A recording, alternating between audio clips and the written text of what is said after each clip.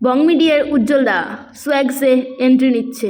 সেদিন গেছিলাম তার ধামাল আড্ডাতে, গিয়ে আবার ভালোই লাভ হয়েছে, তার সাথে একটু দেখা হচ্ছে, কিন্তু বেশ ছেলেটা কালুয়া রে।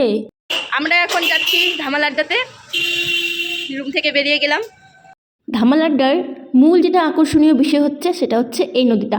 আমার কাছে, কারো কাছে কেমন জানি না, নদীটা এখানে একটা নৌকো আছে, এই যে নৌকোটা, এটা হচ্ছে 100 টাকা করে নেয় নৌকো বিহার।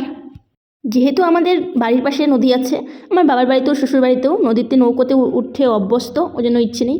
আর এই যে দেখো সুন্দর সুন্দর রমণীগুলো আসছে, আর আমার পিছনে যারা আছে তারা ড্যাব ড্যাব করে দেখে আছে। ধামাল আড্ডার বা সাইডে একটা রাস্তা গেছে, তারপরে যে নদীটা আছে এদিকে একটু বেড়াতে আসলাম, বেশ জায়গাটা ভালোই লাগলো। তারপর আস্তে আস্তে এন্ট্রি নিয়ে নিলাম ধামাল আড্ডাতে। এই সামনে একটা পুচকি, কি সুন্দর।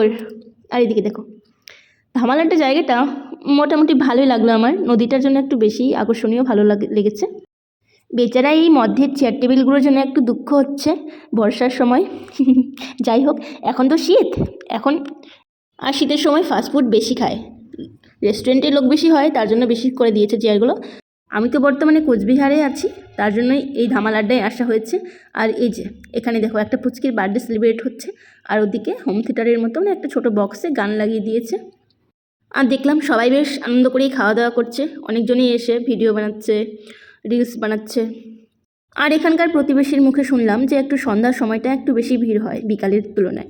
কোচবিহার মেন শহরটা যে আছে, মানে ওই ধরে নাও রাজবাড়িটাই ধরলাম, ওখান থেকে প্রায় ভিতরে আসতে হবে 5.5 কিলোমিটার 6 কিলোমিটার এরকম, এতটা ডিস্টেন্স। তারপর দেখো একটু পরে উজ্জ্বলদা আসছে। কি রে, এত সময় লাগে না কি? মন মোবাইলটা ধরে ধরে হাতখানা ব্যথা হয়ে গেল। এই উজ্জ্বলদা তাড়াতাড়ি আয়তো ভালো লাগছে মোকার। ওই যে এক তাড়াতাড়ি ঘোর, হ্যাঁ আস্তে আস্তে ঘোর, ওদিক থেকে একটা মোবাইল, এদিক থেকে এমন মোবাইলটা আছে, ঠিক আছে? তাড়াতাড়ি আয়, এরপরে তোর কালো নাম রেখে দিম, কিন্তু তুই কিন্তু কালো, কিন্তু তোকে দেখে নি সুমি, হ্যাঁ ভালো করে নে। দেখ এবার আসে, তারপরে কো হেলো হেলো কো, তাড়াতাড়ি কো হেলো হেলো, হাত পরে বার করিস। হ্যাঁ, তারপর শুরু করলাম খাওয়া দাওয়া। খাবারগুলো খুব টেস্টি ছিল, কিন্তু দামটা একটু বেশি ছিল। আমরা বেশি কিছু খাইনি, ওই চাউমিন আর চিকেন চাউমিন ফার্স্ট, আর সেকেন্ড ছিল চিকেন পকোড়া। বড়লোক মানুষ ভাই, হাতে টাকা পয়সা বেশি নাই, কিন্তু ভাবছিলাম অন্য দোকান থেকে খাবো, এখানে আর খাওয়া যাবে না।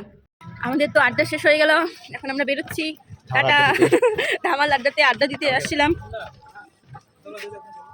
চলো লেটস গো।